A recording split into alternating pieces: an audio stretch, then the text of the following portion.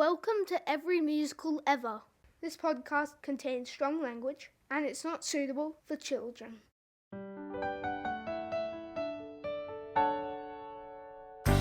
Welcome to Every Musical Ever. I'm your host, Richard Carroll, back for another episode this week on The Phantom of the Opera with my special guest, Lucy Durack. It's time to chat, just you and me. How many musicals can there be? I hope that there's infinity. Kettle on and pour the tea. Every musical ever. It's a show that is so clever. It's a very fine endeavor. Every musical ever. Thank you, Brent Hill, for that theme tune. I still love listening to it. And thank you all for listening to last week's episodes on Oliver, the main episode with Keegan Joyce, and the encore episode with your feedback and correspondence, and my chat with Tony Sheldon. I really appreciated all of your comments on social media and on the Patreon, so keep it coming. There's links in the episode description for all of our socials. This week, I'm joined by Queen of Musical Theatre in Australia. I'll just think about that. Who am I offending with that description? Oh well. Queen of Musical Theatre in Australia, Lucy Durack. And with such a big star, we had to have a big show, and it's Phantom of the Opera time. I can't believe it's taken us this long to get round to Phantom. Although, actually I can, because as I admit relatively early on in the conversation, I had never actually seen Phantom of the Opera until I recently watched Andrew Lloyd Webber's version that he released online for free during the pandemic, which was filmed at the Royal Albert Hall. That is my absolute guilty secret that I'm sharing with you all. But now I have seen it, so Lucy and I had a good old chat about Phantom. She is a diehard fan. Like many people, it was the first show she saw. We recorded this conversation a few weeks ago, so I should acknowledge that we briefly talk about Joel Schumacher, who directed the movie, and he passed away just a few days ago at a ripe old age. But that happened after we had this conversation. We also talk a bit about Love Never Dies, about the movie version, about obviously Michael Crawford, Sarah Brightman, Rob Guest, Anthony Warlow, Marina Pryor, many of the people who've been in the show over the years. And one of the people that we talk about is the incredible Sharon Millership, who will be joining me for a bit of a Zoom chat for the Phantom Encore episode, which will be out this Friday. Make sure that you're subscribed so that you get that automatically on Friday when it's released. As always, we're on socials at Every Musical Pod, and you can click the link in our episode description for the Patreon page as well, with lots of extra content, including the full unedited video conversation that I had with Lucy. That's enough for now. I'm trying to keep these intros short, so here is my conversation on The Phantom of the Opera with Lucy Durack.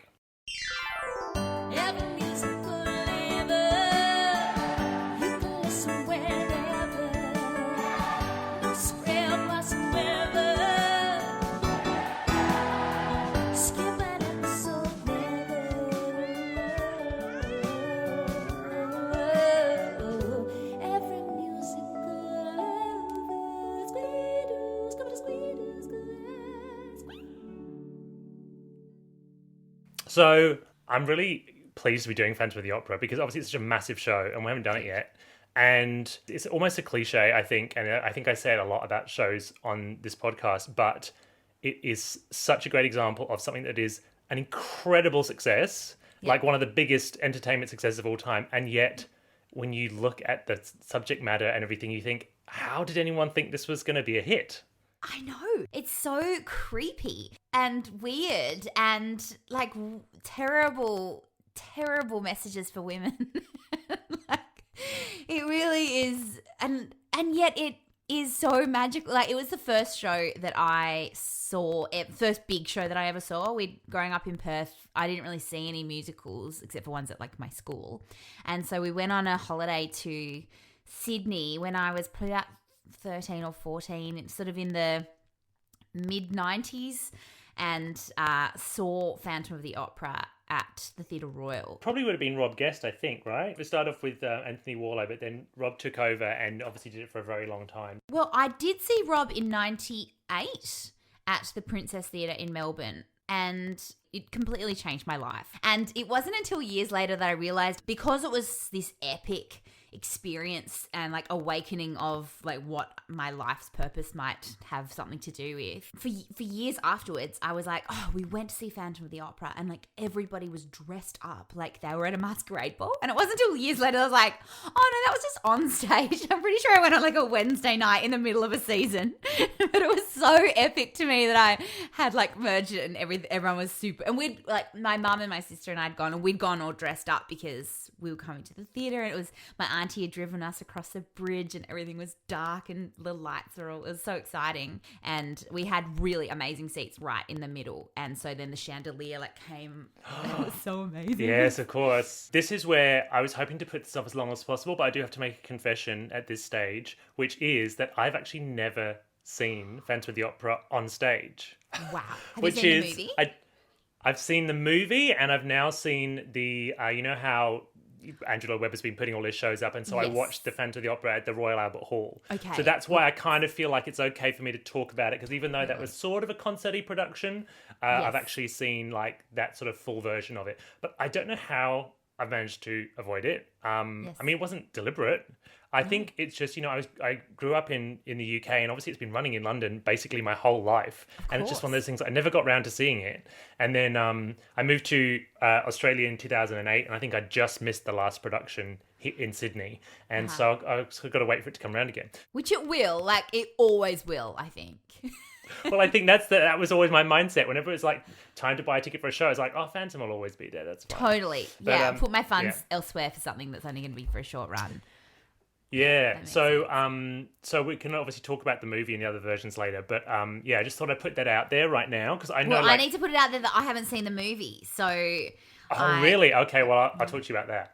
So Okay, we can share. We can share notes. Okay, great. So it made you feel like everyone was dressed up in masquerade outfits, Yeah. and you remember, of course, the chandelier, the classic chandelier moment. Yes. Anything And else the from that production? Monkey was really creepy. Like I remember, like it's kind of surprising to me that I like, and then I fell hard in love with Phantom of the Opera, and would listen to the soundtrack a lot growing up, and would scream the Christine notes. Luckily, growing up, I lived next door to a park, so it wasn't really offending too many people. But I thought I could do it really well, and I'm sure I was just screaming.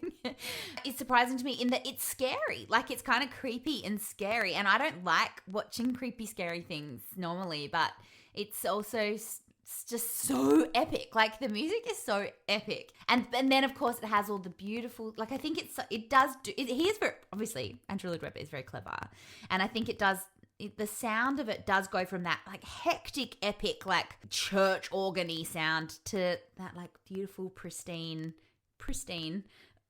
Think of me, you know. It sort of goes between really hectic, like I almost need this to stop, to beautiful, calm stuff again. Yeah, I think you're right. I think, you know, like when we think of Phantom, and certainly when we think of the music, we think of that, you know, the ba ba ba ba ba ba, which is, I mean, it's awesome. It's so evocative, and like you say, the drama and the epicness of it. But you're right, there is also a lot of course, stuff in the show that's much lighter and sort of operetta style. And they do this kind of interesting thing about like combining, because one thing that I sort of forget, and I was listening to it again this morning, listening to the original London cast recording, and you forget that in that, especially in the song The Phantom of the Opera, it has that sort of synthy, very 80s rock sound as well. And I think when they were developing it, it married that. I think it actually started off a bit more rock and became more opera as they developed it. But it sort of melds those two worlds in a weird kind of way. And it must have been the 80s, because it started in like 86. So it must have been really so exciting to have like classical mixed with what was pop, sort of new sounds, the synthesizer sounds, that sort of thing, I imagine. Yeah, and I think the music kind of crossed over into the mainstream, you know, like, you know, certainly those songs like Phantom of the Opera and The Music of the Night and All I Ask of You, those kind of big songs, you know, and they made music videos for the songs, you know, because obviously MTV and all that sort of thing was burgeoning. So it very much like became, you know, a sort of a pop culture phenomenon as much as anything else. Absolutely. So just quickly to tell you a little bit about my experience of Phantom and Rob. So I saw it as a teenager at the Theatre Royal, and then I a couple of years later, when I was in my final year of school, we our drama group went on this tour to Melbourne, a drama trip to Melbourne, and we saw Phantom. So I saw it again at the Princess Theatre, and we saw a matinee, and then Rob Guest came out and spoke to our class, which just was mind-blowing, and showed us the makeup, because, you know, the Phantom makeup's pretty scary. Have you ever seen it up close? It's pretty creepy. Well, only on screen, yeah. Yeah, right. Like he had like one contact lens, I think, that was cloudy, and and all of that. Like, and it took like 2.5. He was saying that it was, you know, 2.5 hours of sitting there, and like having just done Shrek, Ben wasn't in the chair for even that long to be Shrek. Like, it seems excessive to me that it would take that long. Extraordinary. Considering how many performances Rob Guest did as well, and also Michael Crawford did, I think, 1,300 performances. That's a lot of time in a makeup chair. Well, I know exactly, because I did exactly 1,300 performances of Glinda in Wicked, and it's a very long time. Yeah, add 2.5 hours per show onto that. I think he did 2,000 performances as the Phantom. But he always used to say, yeah, but Phantom's on stage for like 20 minutes. That's true. Well, yes, I guess so. It's a lot of shadowy kind of like, you know, like running across a balcony or something. It's probably not even him. It's probably a stand-in. Yeah. Well, I don't know. But yeah, he comes on, does a couple of great songs and gets off He was again. very humble about it. I'm sure, you know, obviously to be the Phantom in the Phantom of the Opera is just a mental loading alone, let alone actually physically doing it. Yeah. So sticking with the music, it's kind of through sung. I'm not sure if it's entirely through sung or almost entirely through sung with recitative and all that kind of stuff. And that is like, I've never worked on a show like that. Have you ever been in a show that's through sung like that? No, I don't think so. I would assume that for a director and the actors, it kind of takes away a lot of your ability to shape, you know, a production, because you're not in charge of kind of the rhythm and I mean, in a way, you know, like the writers can be doing you a favor, like if it was well written, you know, providing that rhythm and ebb and flow of the recitative scenes as well. But, you know, like I kind of feel like you'd be slightly locked into. That's true, and I don't know whether this is true or not, so I might be false, like spreading false rumors. But say it, you know, anyway. That big high note that Christine sings, I think that's pre-recorded. That's on a click. I mean, it's so high. I've heard that. I've heard that definitely, yeah. And also the because she screams at least once. Yeah. And again, that because understandably you're doing that for however many shows a week, you know, all that kind of stuff is on click track. Yeah. I think that just shows, when you see a great production of Phantom, it just shows how great the people are, because they're kind of against the odds being truthful in this like very melodramatic, epic operetta. Totally.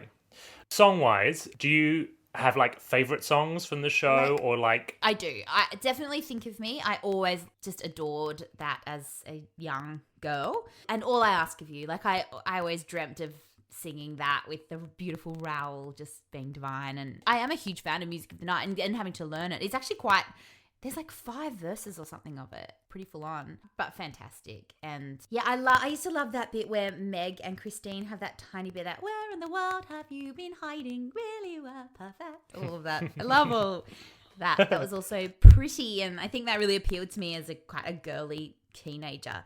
It was so, and Christine and Meg are so pretty and ballerinas, and it always was kind of bizarre to me that they were such full-on ballerinas, and then out of that, Christine was an amazing singer. Not that wouldn't happen in real life, but that was obviously where the focus had been of these girls in the ensemble. They were these amazing ballet dancers, and then all of a sudden, she's the one that the Phantom's gone, you're it. It's kind of weird, it's that classic kind of story. It's the 42nd Street thing of like, oh no, we've lost our leading lady. Oh, this girl here, she can sing well, and she sings like half a verse, and they're like, that's our Hitler.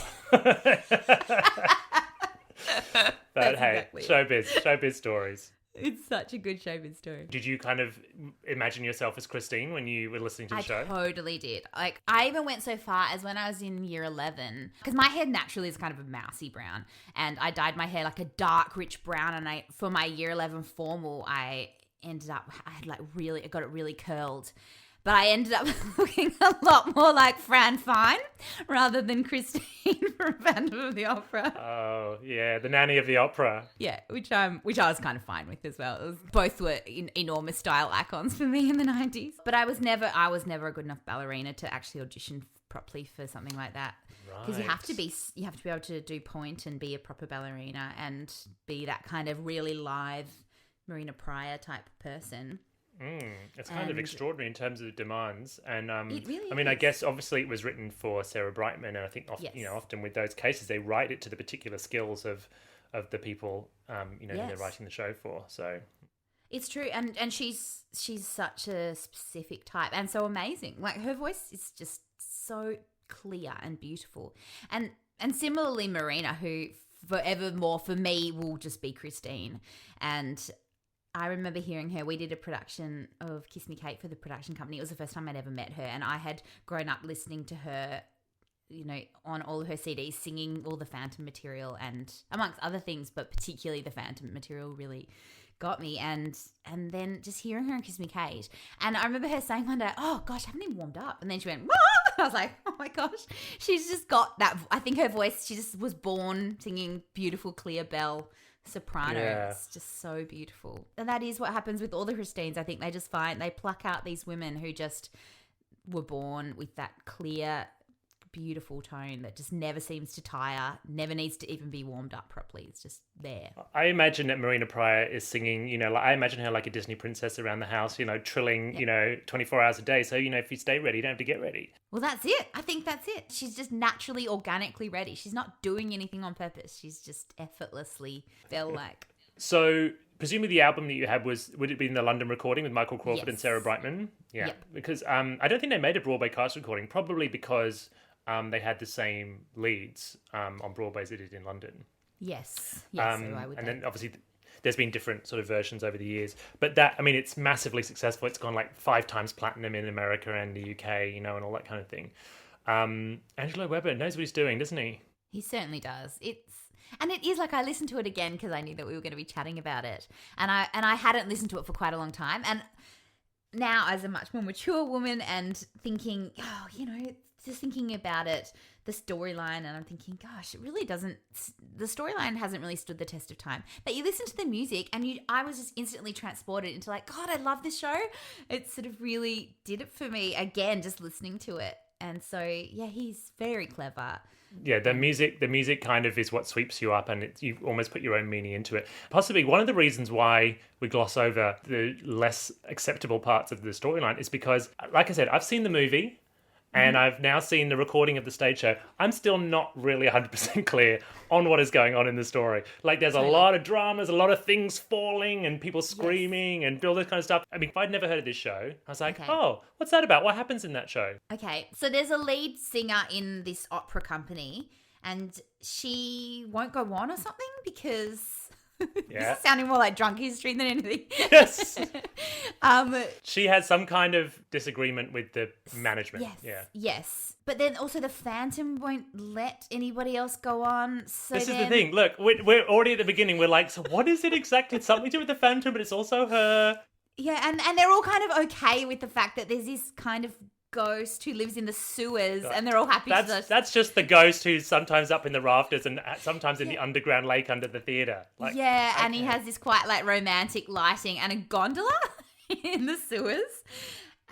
And he's a ghost, but he also has like a crippling deformity, and he wears a mask, and he's plucked a girl who's really an amazing ballerina, but to teach soprano singing to. But also has fallen in love with her, which is very creepy because I've always thought that the Phantom is considerably older than Christine. Must be. And Absolutely. so there's a lot about that is just like, ooh, like you'd be saying if she was your daughter, you'd be like, oh, you need to get a new singing teacher. That's not appropriate. He doesn't woo her in what we would consider an acceptable way in 2020. He sort of takes her under his wing and teaches her how to sing, and then kidnaps her and takes her to his underground lair. Yeah, there's problematic. Let's be honest. There's a lot of it that is not okay. And then Raoul turns up at some party, and he was her high school sweetheart. And then Yes. they're in love, and that should be great, except for that the Phantom is a creepy old guy who doesn't want that to happen. And so Christine's like, well, on the one hand, I've got my childhood sweetheart who's my true love, and he's incredibly handsome and wealthy and really loves me. But on the other hand, there's this really creepy old guy with a deformity. well, I'm pretty sure it's a ghost. So it's really like, I'm not sure. I'm a bit torn between the two. Yeah, and then chooses him. Like, it's so, and like, I mean, spoiler alert, in Love Never Dies, she has his baby, doesn't she? Yeah. Yeah, I think because I only watched Love Never Dies recently as well. Again, like when Yes. Angela Weber released it online, I watched the recording of the Australian production, which is an incredible production. But again, so my understanding of it is that they sort of retroactively changed the story. So you're supposed to imagine that the Phantom and Christine slept together during the events of the Phantom of the Opera, and she had the child, but still went off with Raoul, and he thinks that it's his Okay. child. Yeah, I Right. think so. We can get into Love Never Dies later. Sure. Having enough So- trouble trying to work out what happens in the original. Totally. So, yes. So the part that they're in the gondola, that's when he's kidnapped her. Yes. And then it's very cloudy. And Yes. they seem to Famously. be... Oh, and then they have there's more theatre management stuff that happens. You're right. This is a terrible premise for a show. I know. Sorry to put you on the spot, but it's exactly my point. It's like this is. You can imagine the pitch meetings. Like, Yeah. okay, guys, so I want you to invest, $35 million into this show. Here's what happens. But you know what? They were right. They're laughing all the way to the bank. They were so right. And they're continuing to laugh. I mean, it's one of the only shows that's still on during COVID-19, isn't it? In Korea. There's a production right. of it right now that's still Yeah. on. Yeah, that's It right. survives everything. It It is the unfinished. longest running show in Broadway history by quite a margin. It's the first show that's ever to have celebrated its 10,000th performance, and even that was 8 years ago. And it's the second longest running show, or the second longest running musical in the West End after Les Mis. At one point, it was the most financially successful entertainment event of all time, grossing over $6 billion, although it's recently been overtaken by The Lion King. So, yeah, we're talking not just like successful musical, we're talking like absolutely massive pop cultural phenomenon. Yeah. Totally. And is it still running on the West End? Yeah, Josh Pitterman is playing the Phantom. Well, obviously, it's Oh, shut yes, of down because of COVID, but yeah, Josh Pitterman's in Yes, it. So we I knew that, actually. had a lot of Australians who've gone over and Yes. been in the West End production, like back to Simon Burke played Raoul back in the day, and Hayden T and Alex Rathgaber. Ben Lewis played the Phantom. Anna O'Byrne played Christine. So yeah, it's been a bit of a rite of passage for a lot of Aussies in London. And that's nice that Ben and Anna both got the chance to kind of get back to the roots of the show. Because that must have happened for both of them after playing Yeah, I their don't know, characters actually. in Love Never Dies. Yeah, probably. Yeah. I mean, not that this is getting around the problematic storylines, but they always do tend to cast very charismatic people to play Phantom. Yeah, it's interesting the casting of the Phantom because, of course, the original actor was obviously Michael Crawford, who Yes. was like such a huge success and won the Olivia and the Tony and did it forever. But do Australians know Some Mothers Do Have 'Em, the sitcom? Yeah, and it's like, could not be more different. Yeah, he was. That was a massively successful sitcom in the 70s, and he had become so successful as Frank Spencer, this kind of like hapless clown character. Yeah. And so, I mean, by the time Phantom came along, he had done Barnum in the West End, which of course had been a success, and it sort of slightly put him more in people's mind in that way. But even so, I think when people knew that he was doing it, they were like, Michael Crawford from the sitcom is going to play the He was Phantom of at, the like, Opera. Yeah. I got to know Anthony Warlow a little bit during The Wizard of Oz, and he like strangely does all the same impersonations as Michael Crawford and played Phantom. So it's like a very specific type Yeah. of person that Maybe that that's does how he got both. the role of the Phantom. He's like, Maybe he did I'm go in and Australia's did some- answer to Michael Crawford. Yeah, because what's his character in Frank something? Frank Spencer. Frank Spencer. Yeah. No, I really do think Anthony Warlow is totally Australia's answer to Michael Crawford. Yeah, in every way. Yeah. Yeah, so apparently, Angela Weber just randomly ran into Michael Crawford at some theatre opening, and they created a pitch video already with Sarah Brightman and a British rocker called Steve Harley as the Phantom. And the title song already existed, but it was, as we were kind of saying, it has that synth in it, and it sounds like it was sung originally in a much more kind of contemporary new wave rock kind of way. And they decided they wanted to go in a different direction. It was just because Angela Weber had been chatting to Michael Crawford, and then by pure coincidence, according to the story, Sarah Brightman had the same vocal coach as Michael Crawford, and Angela Weber and Sarah Brightman arrived early for a lesson one day, and they heard someone singing this operatic aria, and they were like, who's that in there? And they found out it was Michael Crawford, and they got him in for an audition and hired him straight away. That's a cool story. I hope that is true. And of course, he's become so identified with it and just absolutely iconic in the role. And because he was on that original cast recording, which is still stands the test of time and is really amazing, surely they still get royalties. Like that's just totally. Yeah. Have you seen that Royal Albert Hall recording? No, is that the one with Sierra Bogus? Yes, and I Ramin heard that it's Karimloo. really amazing. Yeah, it was really exciting. And at the end of that, like they often do in these Cameron Mackintosh, anniversary concerts, they brought out a whole bunch of the original cast, and they brought out Michael Crawford and Sarah Brightman. But only Sarah Brightman sang, and apparently the reason was that Michael Crawford was actually doing Wizard of Oz at the time in the West End, and he sort of came over in between matinee and evening shows, and so he hadn't had time to rehearse or anything. So it was a little bit like, oh. Wow.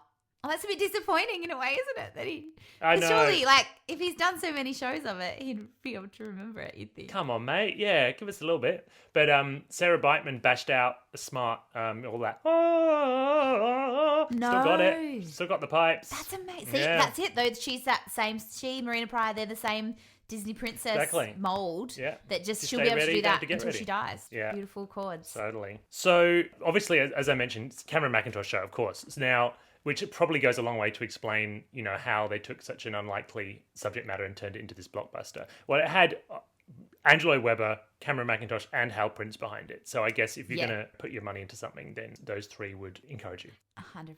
Like, I think it literally, whatever they sold you, they're the kings of musical theatre, aren't they? And you just be like, all right. It's kind of strange to me that, like, because Hal Prince, when I think about Hal Prince, I think about, his work with Sondheim and, him directing Cabaret and all that kind of thing. And, like, he had this kind of, phase of his career where he did Evita and Phantom of the Opera with Angelo Weber. And I don't think of him as being, like a director of that kind of scale, but obviously he was that too. I've heard stories about him telling various well-known Australian musical theatre performers back in that era how to be a star, and it's a very sort of antiquated way, and it's not how things work now. He'd said, you need to distance yourself from the ensemble. It's just all these very interesting stories that you need to make sure that everybody knows that you are the star and you're not to kind of hang out with the crew and the ensemble. Is that what you do? Is that what you do on your shows? And so that's how I've modelled my life. Yeah, no eye contact.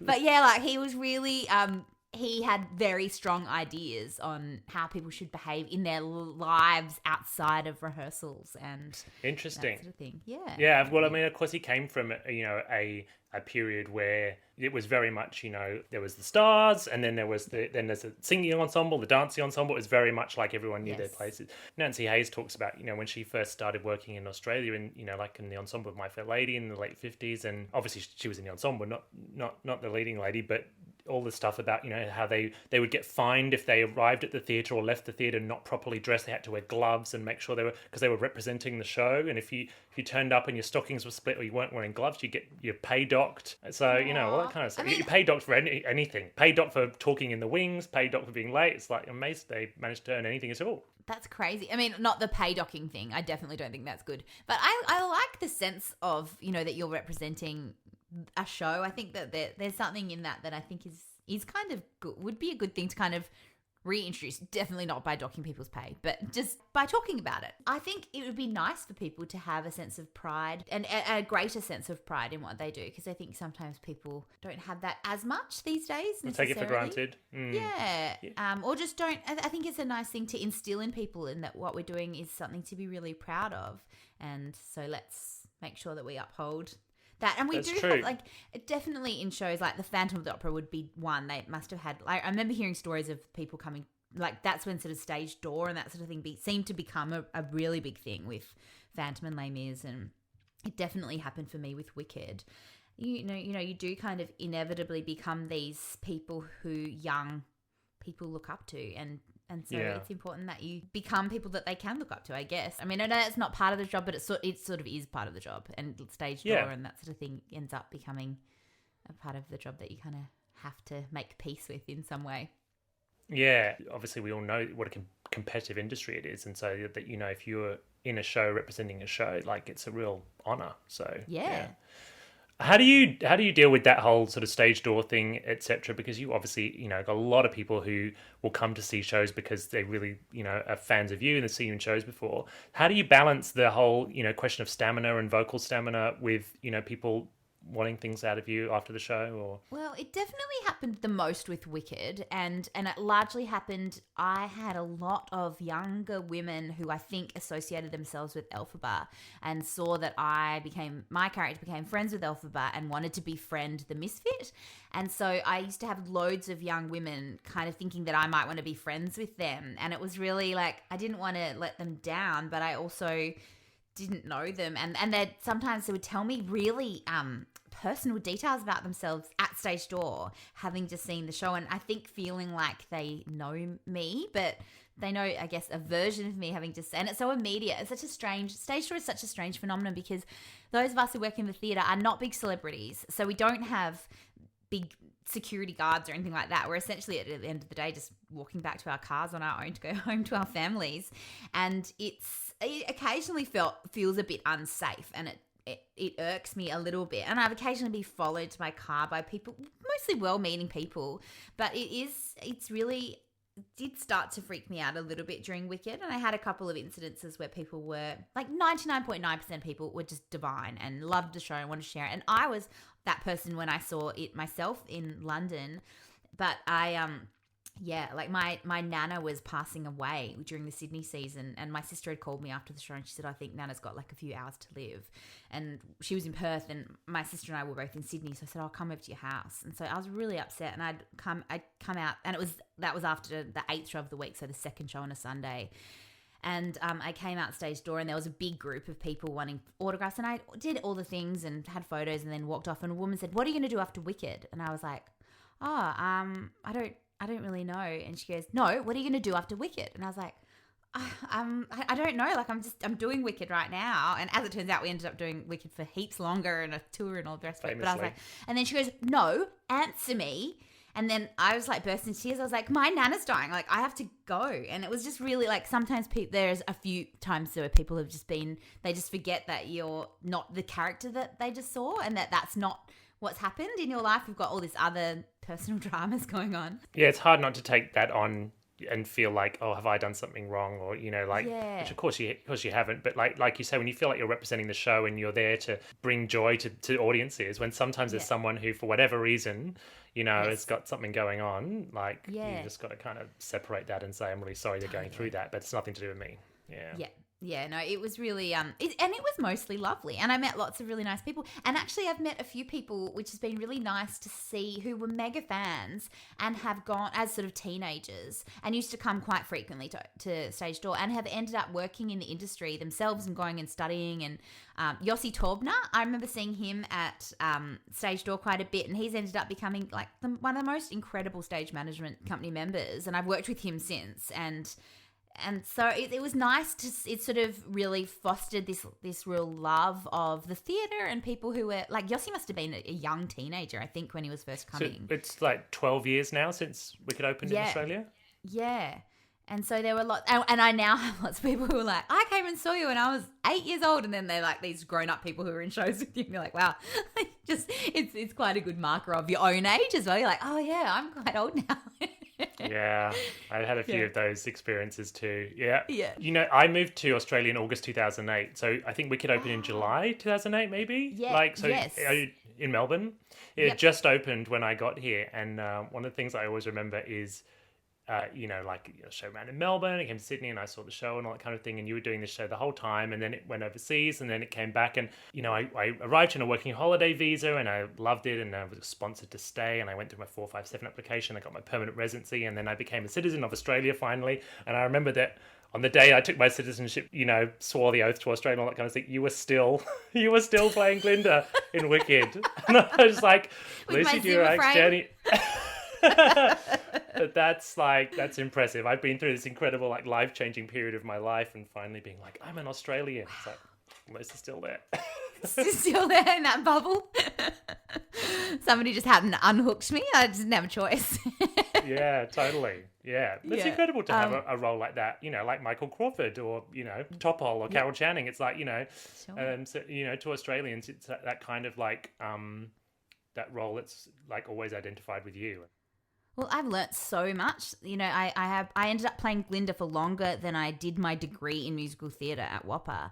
And, you know, Alec Baldwin has that really fantastic podcast, and he interviewed Julie Andrews, and she says she thinks she learnt more playing Eliza Doolittle in My Fair Lady in a long run than she did in any other role of her career at all, like by far. And I think the same. Like, I went in to Wicked not at all thinking that I was had sort of comedic bones, and just thinking, all right, well, I'm going to take the pressure off. Like, Kristen Chenoweth was obviously so funny, and I'd seen Helen Dalrymple as Glinda with Idina Menzel in London, and she was really funny, and I thought, well, you know, that's okay. Like, I'm not funny, and I won't do funny. I'll just go for truth, and that's okay. That I've been given the role, so they think that I can do enough of whatever it is they need. But I was really kind of like, oh God, please don't ask me to be funny. Like, I remember at Whopper, we'd had to do this clowning workshop, and I was the least funny person in my year. And the best and worst thing happened to me in that my clowning partner and I were trying. There was this terrible exercise that improvisation teacher made us do called Money Back, and you had to just do miming clowning stuff that was funny. And if it wasn't funny, the whole class was allowed to call out Money Back. And they were just yelling at Cameron and I because we were just not funny. And I was just like, oh, this is just kill me now. And I bent over and I just heard this almighty rip, and my jeans had completely ripped open, and I was wearing like enormous Bridget Jones undies, so like floral. And it was like the best and worst thing because everyone was laughing then, and they didn't call out Money Back. But it was like the only thing I'd done that was ever funny was like a complete accident and involved me like exposing my underwear. So I was thinking, oh, this is really not. And I learnt so much and I learnt to absolutely love working on my comedic sort of musical acting skills whilst I was on stage. And the great thing about doing a show for such a long time is that you kind of can let go of the outcome of things working or not working, because you always have another chance. With the show like Wicked, we were just doing so many shows for such a long time that if I did a scene or even a show that I was like, oh, a lot of that fell flat, it would be like, oh, well, I'll just try some other stuff in the next thing. And I had the great fortune of the fact that Gemma Ricks just finds everything funny. She's the greatest audience member of all time. And so even if the jokes that I was trying didn't work, she would still find them funny. So I had this kind of buffer zone of Gemma just appreciating that I was trying new stuff all the time. So I learned so much stuff. And now I kind of that's sort of what I end up getting employed as, is being a comedic actor. And now I wouldn't necessarily be inclined to take on a role that didn't have a comedic element that I could work on, because that's what I found the most joy in. Hi, I'm just breaking in for a minute to ask you to consider donating to the Healing Foundation. It's a national Aboriginal and Torres Strait Islander organisation that partners with communities to address the ongoing trauma caused by actions like the forced removal of children from their families. They support locally run projects, training and education, research and commemorations. They're governed by an Aboriginal and Torres Strait Islander board with strong connections to the community and a dynamic mix of experience. You can learn more or make a tax-deductible donation at healingfoundation.org.au. There's a link in the episode description. All right, let's go back to Phantom of the Opera. I think one of the things, and it comes back to Cameron McIntosh, of course, one of the things about the show is, like all of his shows, this incredible branding that we all kind of, we know the music and we know the sort of the image. And the weirdest thing about the Phantom of the Opera branding is that it's got this iconic image of the mask and the rose, but the mask is a full face mask because originally, are you realizing this for the first time? Yes. I was years old when I realized that. When you look at the cover of the album or anything like that, it's a full face mask, because when they were first rehearsing the show, he had a full face mask, or maybe in the original development, and they realized that the actor couldn't see properly on stage, and also it was sort of getting in the way of his singing. Sure. And so they changed it and they designed that sort of iconic half face mask. But they never bothered changing the poster. So that iconic image of, or even realized. Exactly. It's just like $6 billion later, it's just like, that's fine. No one's ever bothered updating it. Yeah. Nobody. That is so incredible. I guess because it would look weird, because you'd see like a half mask if you didn't know, like back in the day when they were first doing it, I guess. And they'd be like, what is that? Whereas I guess a whole full mask. is clear. Maybe they tried it. Maybe they did try changing it, and they went, "Oh, you can't tell what that is with that sort of, when it's off your face." Yeah. That is so fascinating. But it's true. Like, I wonder if Phantom was one of the first shows as well that was that if you see it, wherever you see it in the world, you see the exact same, every technical element of it, which is so amazing. Do you think it was one of the first for that? I think certainly Cameron Mackintosh was a sort of a pioneer of that. And, so Les Mis was like maybe the year before Phantom, I think, in the West End. And that's obviously got that Cosette imagery. And again, that production went around the world. And then, of course, you've got Phantom and Miss Saigon with the helicopter image. And the cats, actually. Cats probably came before all of them with the cat's eyes. Yes. Yeah. But again, that whole sort of Cameron Mackintosh and Andrew Lloyd Webber, that sort of revolution of musical theatre, I think definitely became the first ones that shows would debut on Broadway and transfer to the West End or vice versa, and even come to Australia in sort of versions of the show. But I think the idea of having just exactly the same production that looks exactly the same everywhere and just travels around and then goes away and comes back, I think they sort of pioneered that. How do you feel about that? Oh, I love it, especially growing up in Australia and not like I hadn't gone overseas to see anything, and knowing that you're seeing something that you would be the same if you, and it was like I did eventually go to London and see it, and I was like, wow, yeah, it's like exactly the same as the one that I saw, and it feels really special that we get that.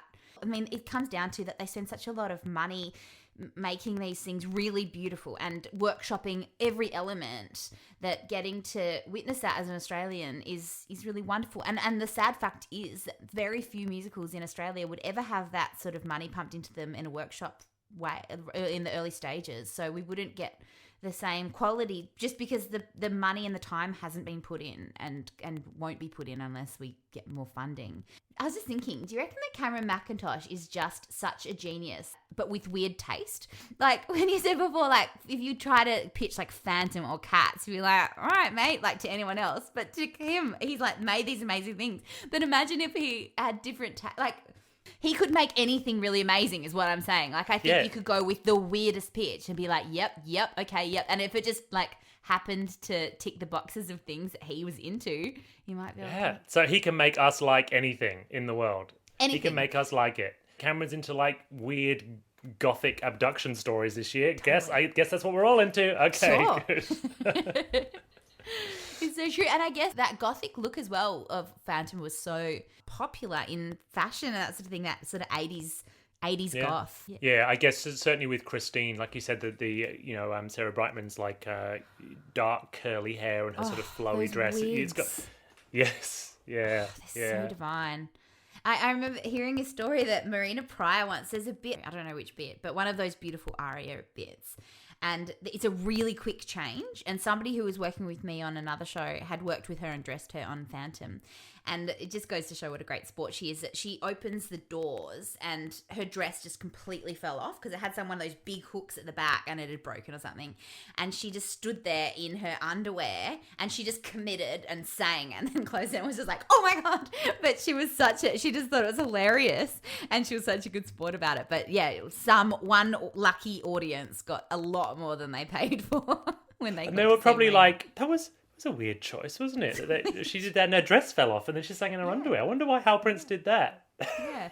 I thought it was an excellent choice. No, I thought that was really extremely bold. interesting. Yeah. So you haven't seen the movie. No. Which look, it's not a huge loss. It's directed by Joel Schumacher, who has done a lot of great movies, but he was coming off of that period of doing like Batman Forever and like that kind of like very big 90s time.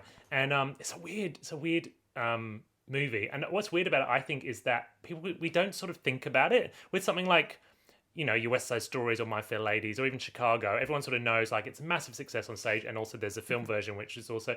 But with Phantom of the Opera, I kind of forget that it was a movie. You haven't even seen it. Yeah, I haven't even seen it. It's kind of blasphemous, isn't it, as a musical theatre person, to have not seen it. It's a bit of a secret shame of mine. Release yourself from shame. It's fine. I just missed it at the time, and then I never got back around. I sort of ended up getting busy, and It's not an incredible movie, but Emmy Rossum is in it, who is in Shameless and American Television. She was only like 16, 17 when she made the movie. And then Gerard Butler plays the Phantom, which is really weird because he wasn't famous at the time. He is now. But everyone was like, who's this guy? But he'd never sung before.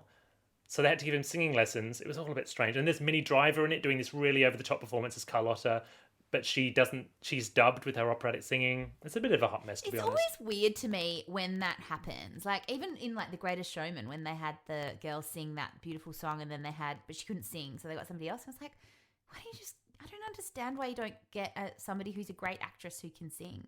Well, Anne Hathaway was originally cast in the Phantom movie because it was in development for a very long time. It was supposed to be made in the early 90s originally with Joel Schumacher, and it was going to be Michael Crawford and Sarah Brightman. And then Angela Weber and Sarah Brightman Splitsville. So that, obviously held it up for a long time, and then different things happened. And then when they were making it in the early 2000s, Anne Hathaway was cast. And obviously we all know that she has a great singing voice as well. Yeah. But she had a schedule clash with Princess Diaries 2, A Royal Engagement, which she was under contract to make. And apparently she was Devo, but she obviously had to drop out. And so they cast Emmy Rossum instead. She is very good in the Princess Diaries too. I have to say, I'm yet to catch... That's my secret shame. I'm yet to catch Princess Diaries 2, A Royal Engagement. Look, I've seen Princess Diaries 1 and 2, and she is very good. And Julie Andrews is in it too. It's very good. We have a running joke on this podcast because we talk about, like, if we were going to make a movie version, who would be our dream casting? And I'm, like, always saying, not Anne Hathaway, please. What, in just everything? Yeah, I just feel like she gets cast in... I feel like she gets cast in every movie musical, even though that's demonstrably not true. Like, she's only done, like, one or two of them. But for some reason, I just feel like she's so, like, I can sing, guys. Put me in a movie musical. But she can. And she's also, like, a huge megastar. It's true. And she's a great actress. So if you were casting it now, is that what you mean? Like, what would be our... Well, I think Zac Efron would be quite a good Raoul. Oh, yeah, that's a good one. Yes. And he can sing. Yeah. And he can sing. Who would be good Christine, do you think? What about, what's her name who played opposite him in Greatest Showman? Michelle Williams?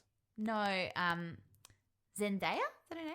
Oh, yeah, Zendaya. Yeah. Oh, okay. Yeah, I can see that. But now I'm just casting the people from The Greatest Showman in Phantom of the Opera.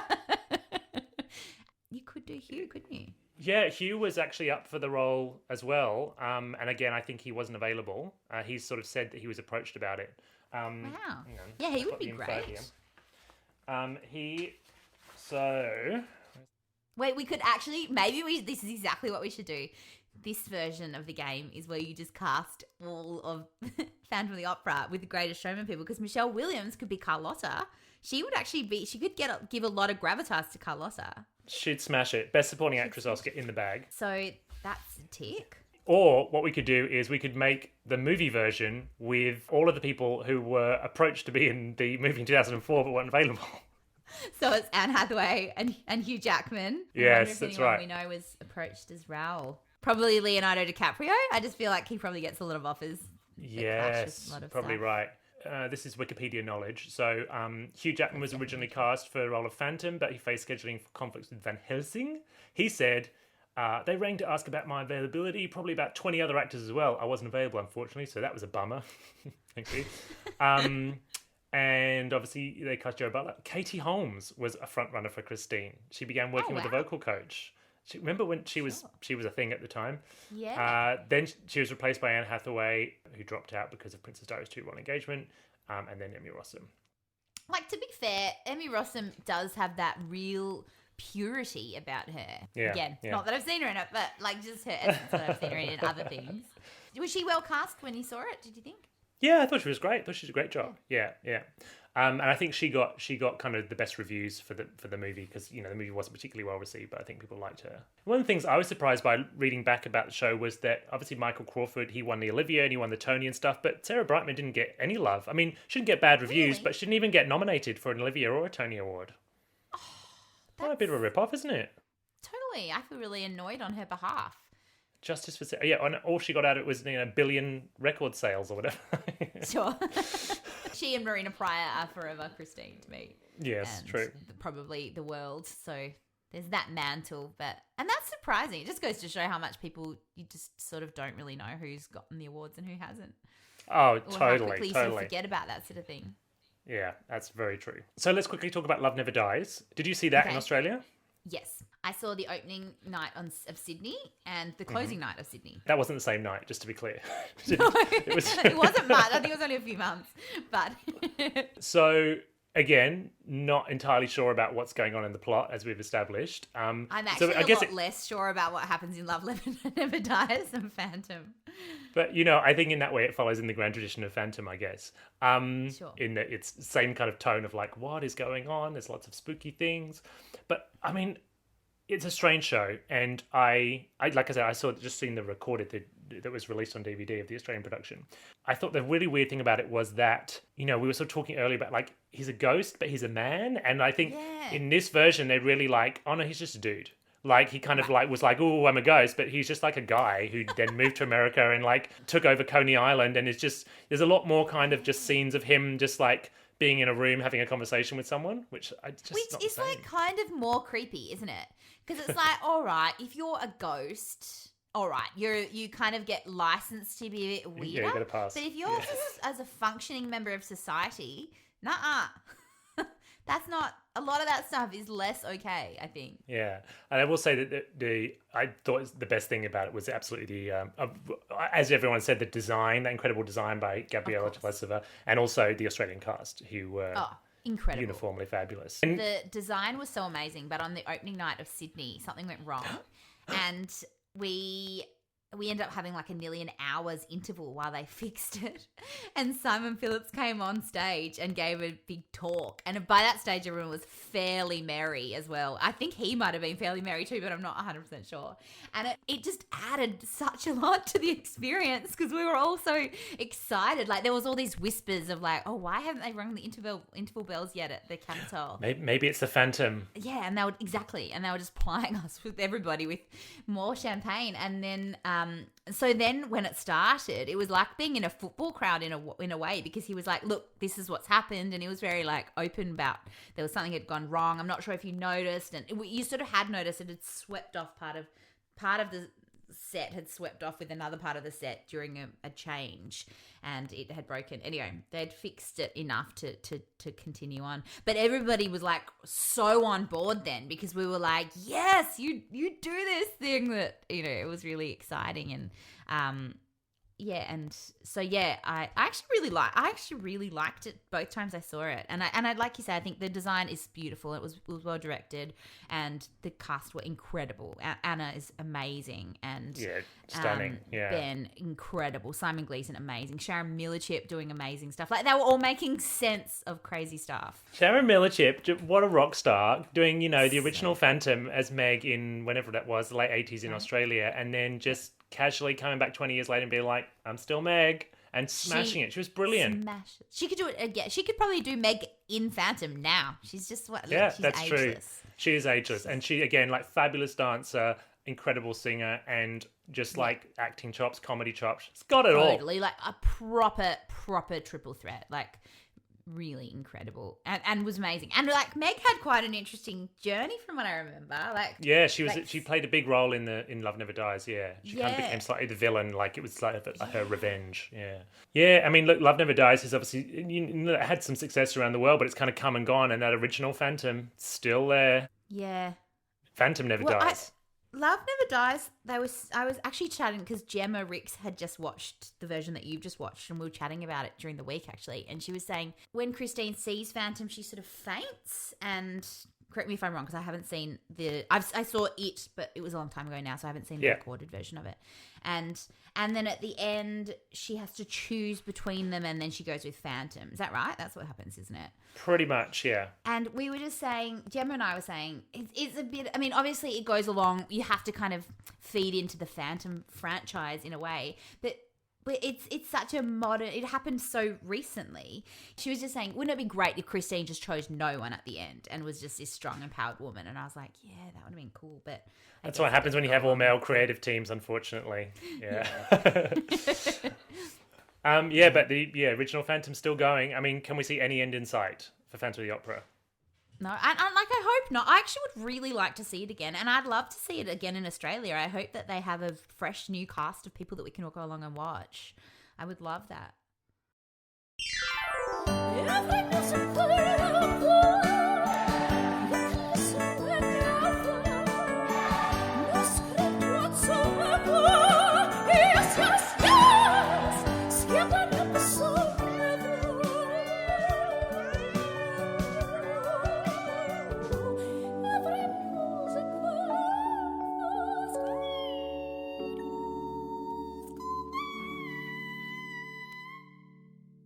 That is, of course, the dulcet tones of Sheridan Harbridge. My thanks to Lucy Durack for talking to me about Phantom of the Opera. Thank you to you for listening all the way through.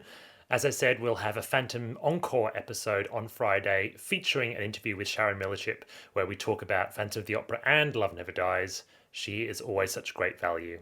Let me know what you thought of the episode at Every Musical Pod on Facebook, Twitter, and Instagram. Check out our Patreon, there's the link in the episode description, for the full interview with Lucy and lots of other content around every episode.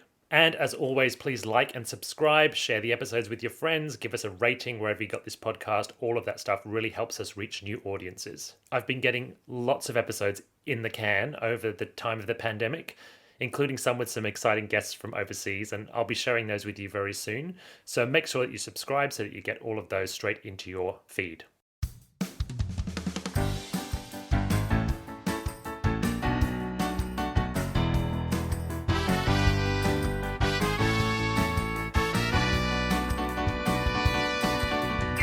Thank you for listening to Every Musical Ever. I'm your host, Richard Carroll. This theme music was composed and performed by Brent Hill, with the alternative versions performed by Sheridan Harbridge. The artwork for the show was designed by Mills Achi. The introduction, content warning, and outroduction were read by Leo Campbell. Please rate and review us wherever you found this podcast. Find us on social media at Every Musical Pod, and visit the Patreon for more content. See you next week. Every musical ever. Thank you for listening to Every Musical Ever. If you liked it, you can give a star review on the Apple Podcast app or wherever you found this podcast. And don't forget to subscribe.